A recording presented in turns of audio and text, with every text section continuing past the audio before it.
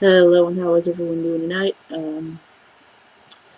I went ahead and last time showed everyone how to draw a really shitty bottle, and tonight I'm actually going to work on um, color pencils and skin tone because it's very difficult and people fuck it up all the time. So I've gone ahead and I've started something here. I have some base colors. I have a lot of simple stuff, and just to let you know where this is going color wise, I did bring in one of my finished pieces. Oh, there's boobs. Okay, hold on. Let's just cover up the boobs. Cover up boobs. Um, so we do have a. I think I'm pretty decent at it. I think I got that Norwegian paleness going on there, and I'm going to show you how to go ahead and do a little bit more variety. Right now, I'm working on putting down a second layer, and I'm going to show you the final step on this one, and then on this girl right here, I'm going to show you from start to finish. But a little theory first. Um, first bit of info is that no one's skin is like uniform.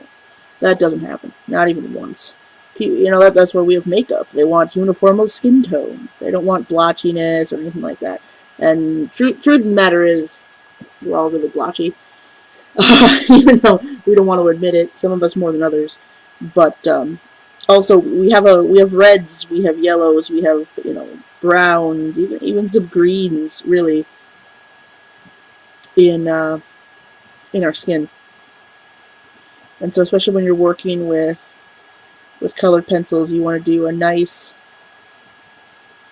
gradual transition, especially if you're going to be putting in darks and lights. And my trick of the trade is don't go dark right away.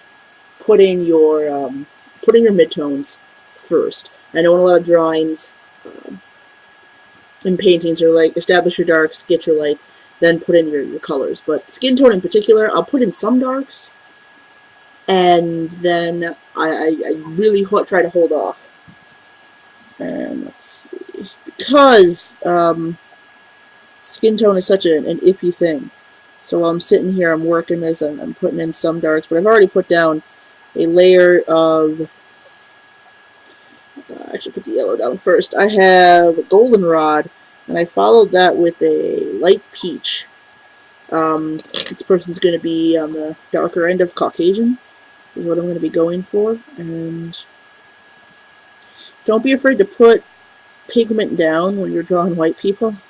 A lot of people get freaked out by that, and then they assume that darker skinned or darker complexioned people need more pigment. Not necessarily. That is definitely not the case. Um, and they sometimes overshadow people of darker complexions, which is another fuck up. Don't do that. Um, there are a lot of subtleties, and yes, your shadows do get kind of lost if you're working with someone who is a particularly a darker complexion. But there are ways to respect that and to be respectful of it, materials wise, and that will help you and save you a lot of time in the long run. And that's all about establishing your middle ground right away, really. It's just different ratios of the same colors, and that'll get you what you want. Now, it looks like I'm overdoing it on the skin tone. You're like, I don't, Puerto Rican maybe is probably what you're thinking, but we'll go back in, right? Should take a more delicate one so I can't apply that much pressure even if I wanted to. We'll go in. I'm going to start combining these colors here. Start blending, and you're going to see the darks get a little bit darker and the lights are going to fade a little bit. And you're going to get a better, smoother transition. And you'll see, take a look on the arm, you're going to see the gradations be established here. And your darks are going to fade except for right where they are the strongest. And they're going to bleed out from there, which is great. And you're going to see her she's going to look lighter, which I think is kind of cool. You don't always get that without the higher quality pencils. So I will always recommend don't get the cheapest shit, especially when it comes to colored pencils and dry media, because it's really about the binder, holding that pigment in place, whether or not that's going to blend, that kind of jazz. So,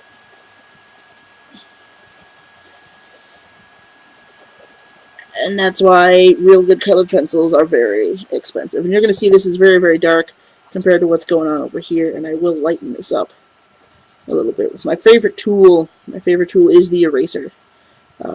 Not because we make mistakes, but because sometimes we need help blending. Erasers are just part of the arsenal. Don't think they're bad or anything. We're going to reestablish and lighten up what's going on. So when you blend, you're really blurring lines. And you need to be able to go back in and sometimes blanch it out, just remove all the color. Especially when you're doing really light skinned, like an Irishman or something. I don't know. That's the first thing that popped in my head. I'm like, I don't know. I don't want to say Romanians can get, are pretty evenly complexion, but oh, kitty, what are you doing? You in heat, kitty, or are you just meowing? You being difficult? Yeah, is it a yeah? It's a yeah. So going back in, I want to respect the shadow here that we're going to get cast under the chin, because I know right here, because there are two figures coming together, we do need a defining darkness there in between them. So I'm just going to go back in, and you notice I haven't blended her hair yet. I was waiting on that. I'm actually going to go and do that now. And hair is not all one color either. If there's anything I tell anyone who's starting out in drawing and illustration, my biggest advice would be, if you're using just one color for something, you're probably doing it wrong. There are always gradations. There are always variants. Don't lie to yourself just because you want to be lazy. You're just going to have to do more work after the fact. Now, I had an indigo blue, which was hopping around here. I don't know what it is. Here. I actually put indigo blue in her hair, so I'm going to come back in here and respect that original color that I used. And go back in, and in the crevices, like the really dark parts, I'm going to use that indigo blue, because we've in essence created a brown, something very warm in some cases, and the blue is actually going to kick that back and make it a very reasonable shadow without making it too extreme. So I'm going to go in here. Because when you're combining blues, blues and browns are just a beautiful color combination. Are you done? Yeah, you, cat? Okay. And you get wonderful transitions into darkness. And if you need to go back in and put in a black, you can. And that's great, because you have one step more that you can take. But the eye is going to do a comparative thing, right? It's going to say, oh, this is dark. This must be... Yeah, I know, this must be the black. Are you going to come up here? No, I'm busy. Oh, I'm busy. I'm busy. No, you a little cunt burger. You're a cunt burger. Yeah, no. No. Go on. Go flip your cunt waffles somewhere else. And so it's always nice to be able to go one more step if need be. And I do a lot of work with ink too, and then ink is on top of the black, So you really get a nice pop. So now I'm going in and doing the detail work. That's the important part. And in the shadows over here, that's what I need. And I have no idea how long I've been recording, and I really feel like maybe I should think about my life a little bit more and get a timer for next time. But this stuff takes a while. Don't sit there and be like, oh, it's not done in 5 seconds or 5 minutes. What am I doing wrong? I suck. No. If you want to do things right, you want to get the transitions, the fades correct, the shadows, it's going to take a minute. And This isn't shit that happens overnight. This isn't something that you just whip up in the morning. This isn't even a skill you're going to get right away, because I guarantee you're going to mess this up a couple hundred times, just like with drawing a bottle. Same fucking premise. And, yeah. Here, and I know that these legs are meeting. There has to be some sort of a defining line, usually darkness. Sometimes it's light, depending on how your lighting is, where your light source is, what material the light's reflecting on. But a little dark in here too. There we go. And I'm going to I'm going to go back in and lightly do a bit of a blend. That's going to get me my transition, I get my shadows. And it's totally respectful. It's not going to ruin the skin tone. You notice when you put the darks in, she's looking a little bit lighter and a little bit lighter every time, because it's all about comparisons. And when you still have white on the page, it's very hard to... I mean, I have done it 1,000 times over. I'm like, yeah, it's going to be a white bitch. I know what I'm up to. Well, for many people, when they start out, they get very afraid of making that judgment call. So if you need to, and I do suggest this when you're starting out, if you need to get a base mid-tone in, do it. Just so you can make that better judgment later on. I need to get fucking darker over here. But me,